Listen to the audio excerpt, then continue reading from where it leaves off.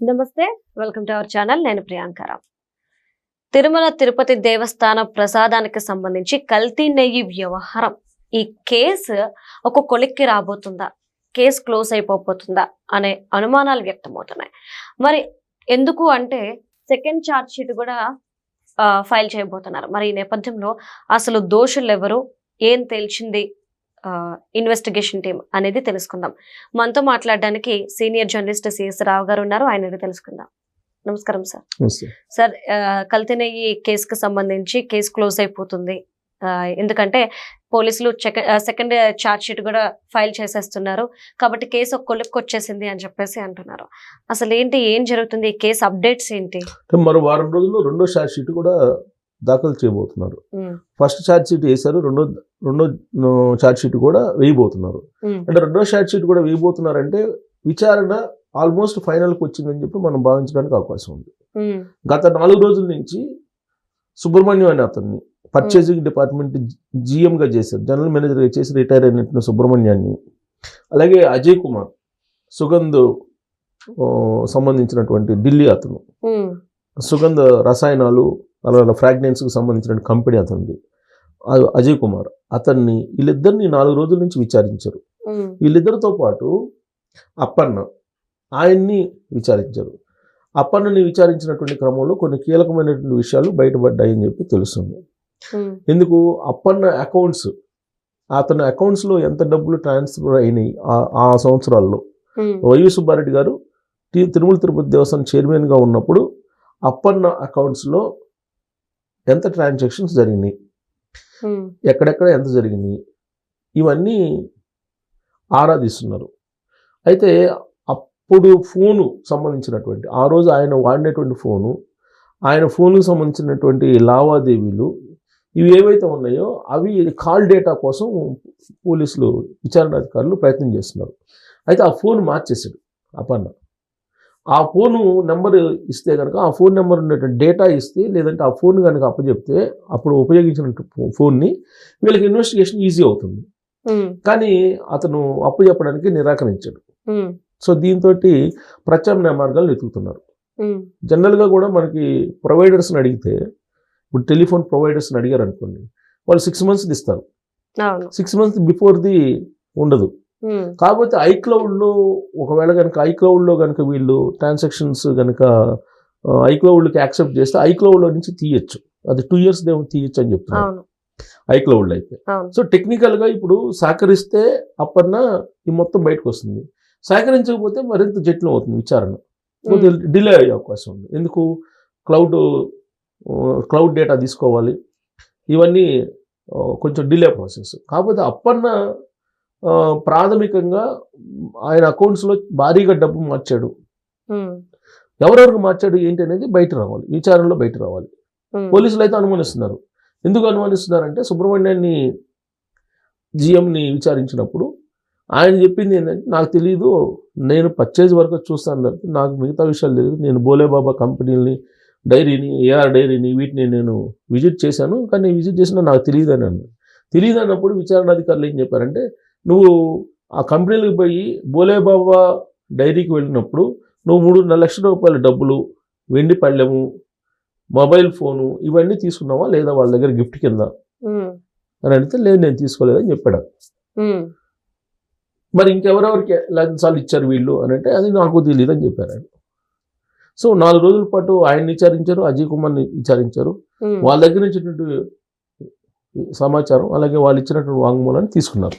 ఇక్కడ అప్పన్నది కీలకంగా ఉంది.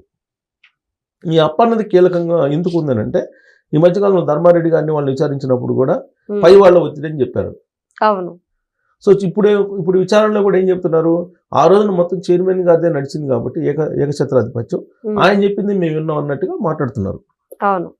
ఇప్పుడు పర్చేజ్ జిఎం ఏంటి, ఏమంటాడు, నువ్వు క్వాలిటీ చూసుకోవాలి కదా, క్వాలిటీ నువ్వు చూడలేదా, నామ్స్ అంతకుముందు నామ్స్ ఎలా ఉన్నాయి, ఇప్పుడు నామ్స్ ఎలా ఉన్నాయి, ఎందుకు నామ్స్ సడలించాల్సి వచ్చింది అని చెప్పి అడిగితే, అప్పుడు చైర్మన్ గారు పవర్ఫుల్గా ఉన్నాడు, ఆయన ఏం చెప్తే అది మేము చేసాం అన్నట్టుగా చెప్పాడు ఆయన. విచారణాధికారులు చెప్పినట్టు న్యూస్ వస్తూ ఉంది. సో ఇది ఇప్పుడు ఎక్కడికి ఆగింది, అప్పన్న దగ్గర అలాగే వైవి సుబ్బారెడ్డి గారి దగ్గర ఆగింది. ఇప్పుడు అప్పన్న ఇచ్చేటువంటి వాంగ్మూలం అలాగే అప్పన్న ట్రాన్సాక్షన్స్, అప్పన్న మొబైల్లో ఉండేటువంటి సమాచారం, దీన్ని బేస్ చేసుకొని నెక్స్ట్ వైవి సుబ్బారెడ్డి గారి దగ్గరికి వెళ్ళే అవకాశం ఉంది. అప్పటిదాకా వైవి సుబ్బారెడ్డి గారిని కదిలేదు. కానీ ఈలోపు రెండో ఛార్జ్ షీట్ వేయాలి కాబట్టి ఛార్జ్ షీట్ వేస్తున్నారు. ఎందుకంటే వీళ్ళు బెయిల్స్కి అప్లై చేస్తున్నారు. బెయిల్కి అప్లై చేసినప్పుడు సిట్ ఏం చెప్తుంది, సిట్ తరఫు నుంచి వీళ్ళు వీళ్ళు ఏం చెప్తున్నారు, సిద్ధార్థ మల్హోత్రా వీళ్ళే కదా గవర్నమెంట్ తరఫు నుంచి కేసులు వాదిస్తుంది సిద్ధార్థ మల్హోత్రా గాని. వీళ్ళు ఏం చెప్తున్నారు, వాళ్ళు అవినీతికి పాల్పడినట్టు, అక్రమాలకు పాల్పడినట్టు ఆధారాలు ఉన్నాయి. ఇన్వెస్టిగేషన్ ఆఫీసర్స్ ఆల్రెడీ ఆధారాలు సేకరించారు. ఫస్ట్ ఛార్జ్ షీట్ వేసాం, రెండో ఛార్జ్ షీట్ కూడా వేయబోతున్నాం. కాబట్టి మీరు ఇప్పుడు కనుక వాళ్ళని విడుదల చేస్తే, బెయిల్ ఇచ్చేస్తే సాక్ష్యాలని తారుమారు చేసే అవకాశం ఉంది. కాబట్టి వాళ్ళని విడుదల చేయొద్దని చెప్పి ఆర్గ్యూ చేయడానికి ఇప్పుడు తాజాగా వచ్చినటువంటి అప్డేట్స్ పనికి వస్తాయి. సో ఇప్పుడు అప్పన్న అలాగే వైవి సుబ్బారెడ్డి వీళ్ళిద్దరూ అసలు వీళ్ళ ట్రాన్సాక్షన్స్ ఎంత జరిగినాయి ఏంటి, హవాలా చేశారని చెప్పి సిట్ విచారణ సందర్భంగా విచారణ అధికారులు అనుమానిస్తున్నారు. ఎవరు అప్పన్న హవాలా చేశాడు అమౌంట్ అక్కడ బోలేబాబా డైరీ నుంచి కానీ ఇక్కడ నుంచి అంత హవాలా జరిగింది అని చెప్పి. ఇప్పుడు అజయ్ కుమార్ ఏమంటున్నారు, అజయ్ కుమార్ నేను ఆ రసాయనాలు పంపించమంటే నేను పంపించాను తప్పితే నాకేం తెలియదు, అసలు వాళ్ళు దాంతో ఏం చేస్తున్నారో నాకు అసలు తెలియదు అని ఆయన చెప్తున్నాడు. Sugandh fragrance and oils and fragrance company ఢిల్లీలో, అది వాళ్ళు కావాల్సినటువంటి గ్లిజరైడ్ ఇలాంటివన్నీ రసాయనాలను పంపించారు. ఆ రసాయనాలతోటి నీకు మొత్తం నెయ్యి తయారు చేశారు. అంటే పాలు లేకుండానే నెయ్యి తయారు చేసి దాన్ని ఎవరు పంపించారు, తిరుమల తిరుపతి దేవస్థానానికి పంపించారు. ఇంతకన్నా దారుణమైన మోసం ఇంకోటి ఉంటుందా? పాలు లేకుండా నెయ్యి రావడం అనేది ఎలా సాధ్యం? అది కల్తీ, మళ్ళీ అదొక కేసు అంటారు, కల్తీ జరగలేదు అంటారు. ఒకవైపు అజయ్ కుమార్ చెప్తుంటారు నేను రసాయనాలు పంపించారని. అసలు ఎంత పంపించారు, ఎంత ఇండెంట్ పెట్టారు వాళ్ళు, నువ్వు ఎన్ని రసాయనాలు పంపించావు అవన్నీ డేటా తీసుకుంటున్నారు. అవన్నీ డేటా తీసుకుంటే కనుక అసలు ఎంత కల్తీ జరిగింది, ఏ స్థాయిలో, దాదాపు 300 కోట్ల రూపాయలు కుంభకోణం అంటున్నారు దాన్ని. సుమారుగా 300 కోట్ల రూపాయలు కుంభకోణం అంటున్నారు. దాని అంతటికి ఎవిడెన్స్ ప్రొడ్యూస్ చేయాలి కోర్టుకి. సిబిఐ కదా విచారిస్తుంది.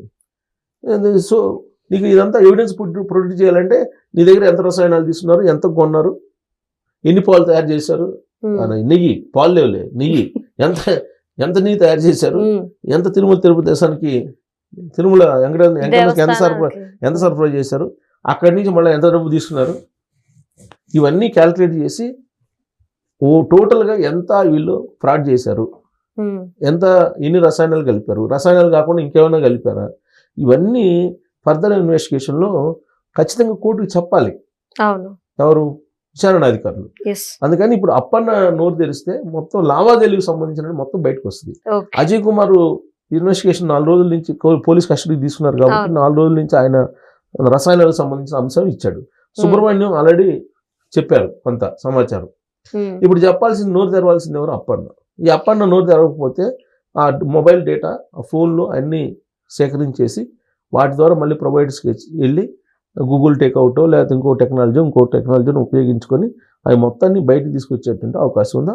బయటకు వస్తే కనుక వైవి సుబ్బారెడ్డి గారిని మళ్ళీ ఇంకోసారి విచారించడం లేదంటే ఆయన అరెస్ట్ చేయడం ఏదో ఒకటి జరిగేదానికి అవకాశం ఉంది. Okay, right. Thank you so much sir. Thank you.